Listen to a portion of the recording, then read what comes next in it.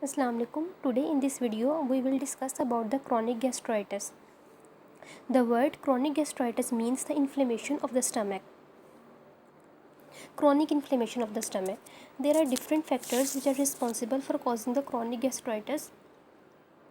The most important one is the infection by the H. pylori. Then the H. pylori infection is responsible for causing the 90% cases of the chronic gastritis.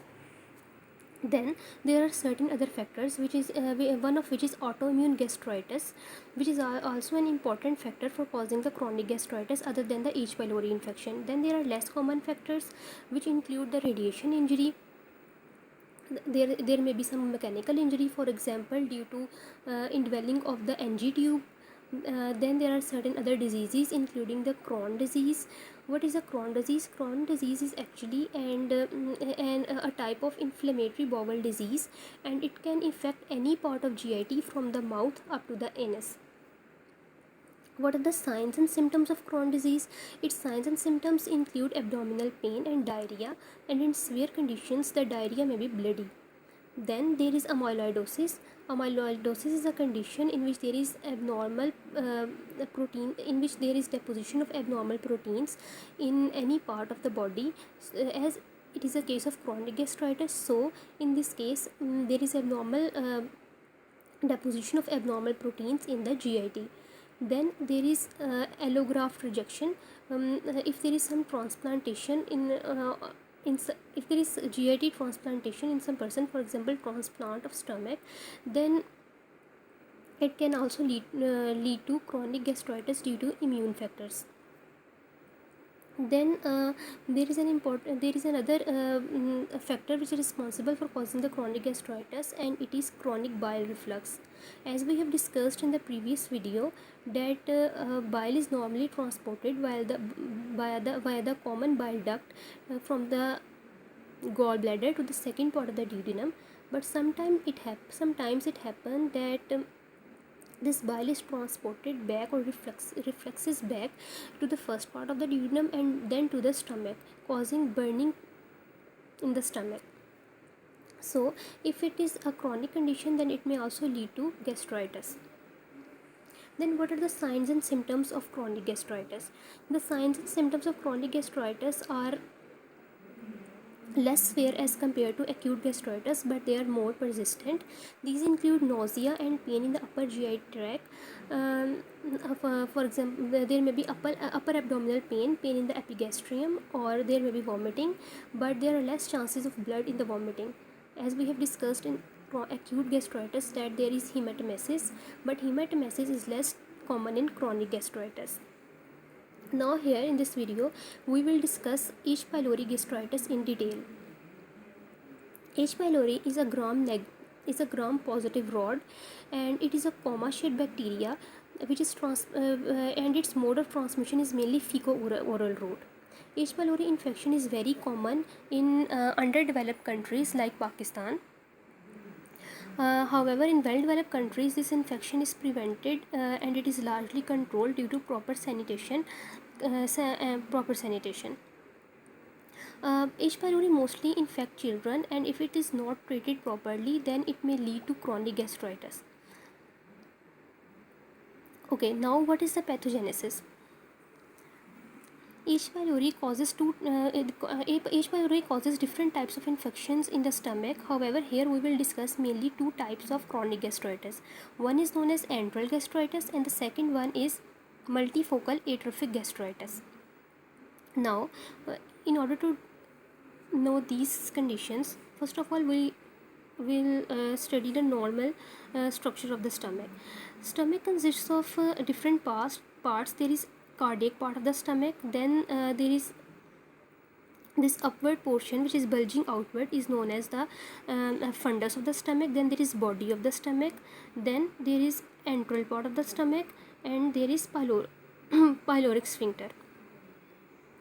The word antral gastritis shows that in case of the antral gastritis, there is inflammation of the antral part of the stomach, pyloric antrum. Okay, in case of antral gastritis, there is increase in the production of gastrin. How it happens?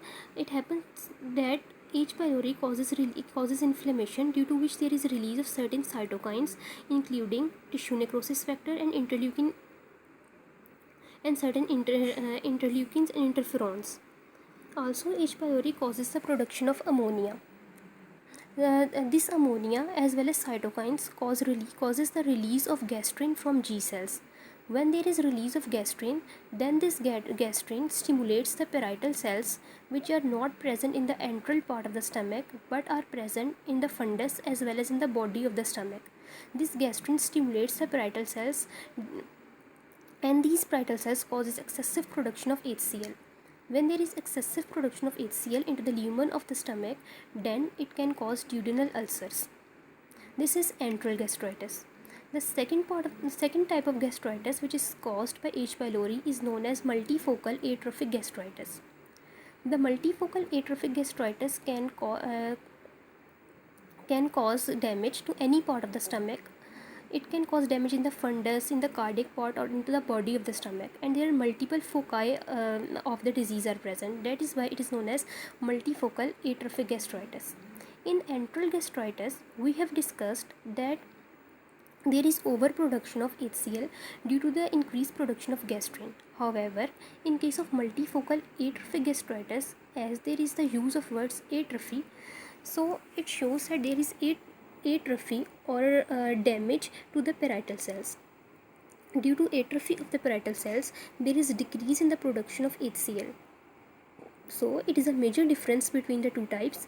In antral gastritis, there is increased HCl production. However, in case of multifocal atrophic gastritis, there is decrease in the HCl production.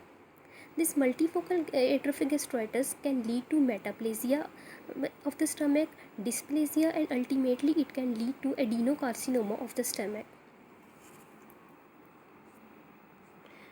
Now, here we will discuss different factors of the H. pylori which enable the H. pylori to cause infection or cause gastric enteritis. So there is shown H. pylori bacteria.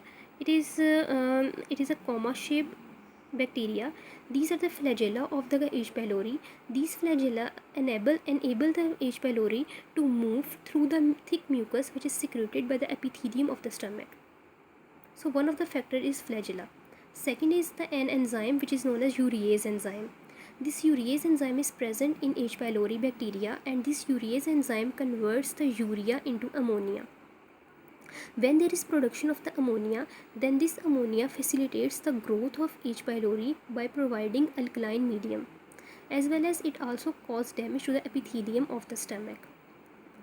Then there are certain adherent proteins which including the lipopolysaccharides and other adherent proteins which enable the H. pylori to adhere to cells which are known as foveolar cells or mucus producing cells of the epithelium of the stomach.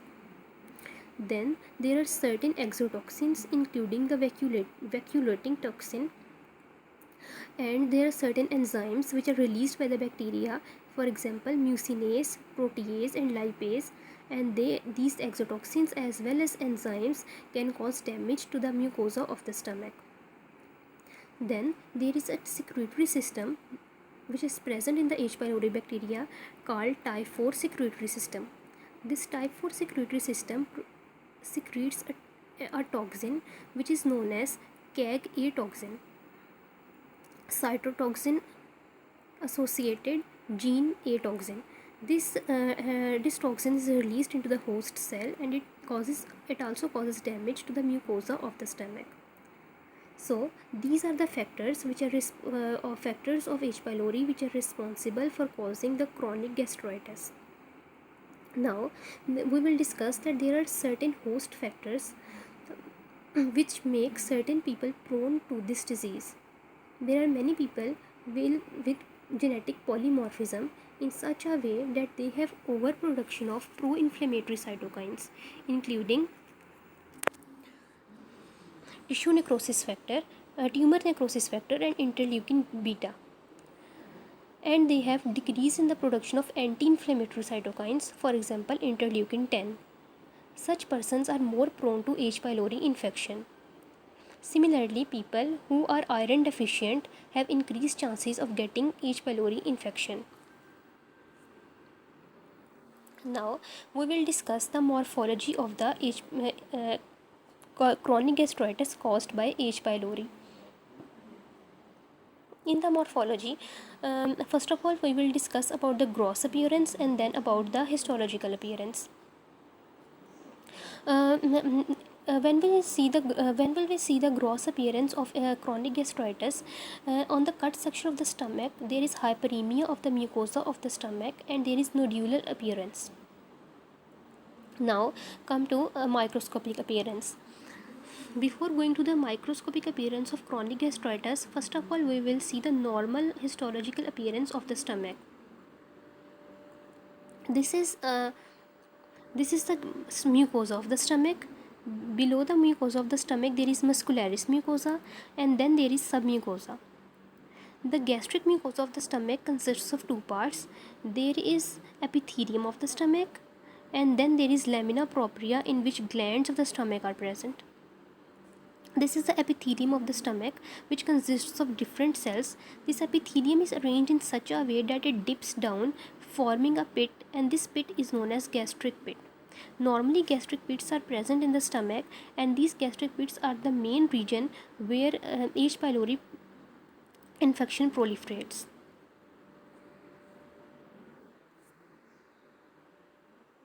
Now, this is a normal epithelium of the stomach, which is showing different types of cells which are present in the normal epithelium of the stomach. The normal epithelium of the stomach is divided into different parts. First of all, this upper part, which consists of these yellow elongated cells, is known as the gastric pit. The gastric pit consists of cells which are mucus producing cells. These are the mucus producing cells and they are responsible for the production of mucus, which is present in the gastric lumen. Then this is the gastric pit. Then there is neck. In the neck there are neck cells, mucous neck cells are present. Then there is base of the epithelium. In the base of the epithelium there are present chief cells. Chief cells are responsible for the release of pepsin, and then there are parietal cells. These yellow ones are parietal cells, and these parietal cells are responsible for the release of HCl. This is the normal structure of the epithelium of the stomach. Now,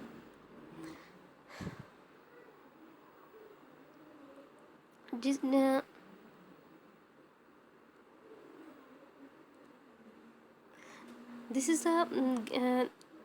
is the gastric epithelium and this is a gastric pit, and in the gastric pit H. pylori bacteria are present. This is the microscopic appearance of chronic gastritis caused by H. pylori.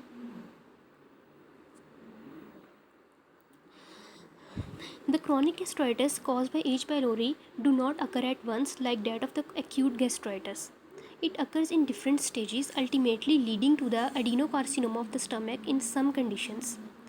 First of all, there is acute inflammation. In case of acute inflammation, there is accumulation of the neutrophils in the lamina propria as well as into the epithelium. Then, when these neutrophils accumulate in the pit of the stomach, in the pit of the epithelium of the stomach, then they form an abscess which is known as pit abscess. When this inflammation prolongs, then it leads to the intestinal metaplasia. After metaplasia, there is dysplasia, and dysplasia leads to the adenocarcinoma of the stomach. Like this, first of all, there is simple inflammation, non-atrophic gastritis. When it prolongs, then it leads to atrophy, which results in multifocal atrophic gastritis. Then, if it is not treated, it leads to intestinal metaplasia, dysplasia, and then carcinoma. Again, this is shown in this diagram. This is a normal gastric mucosa in which there is normal epithelium of the stomach with gastric pits, and then there is lamina propria with different gastric glands.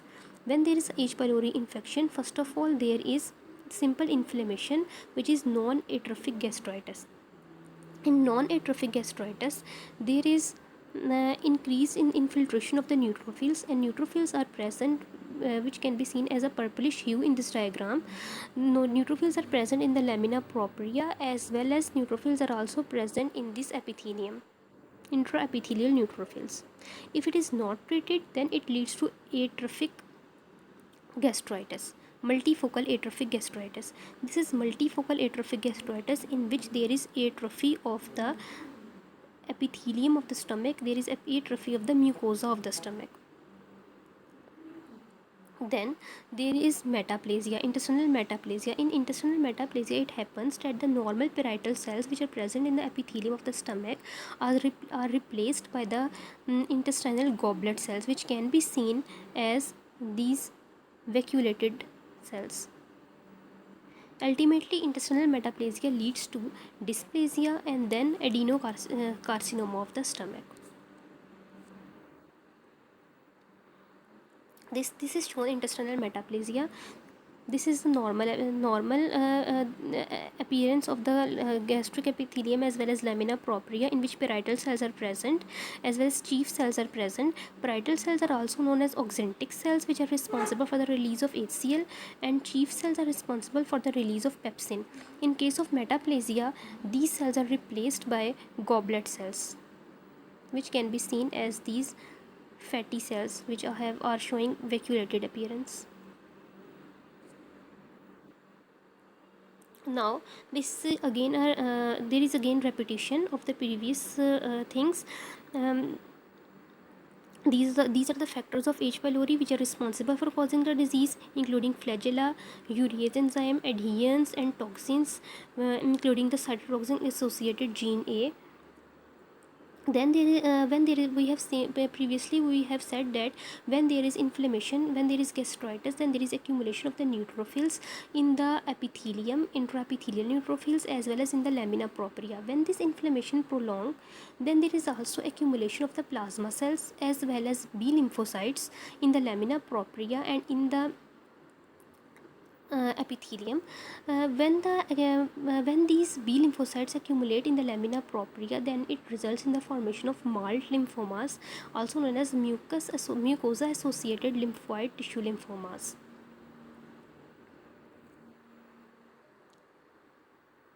These are the then there are shown complications of the chronic gastritis. Chronic gastritis can lead to peptic ulcer disease, which we will discuss later.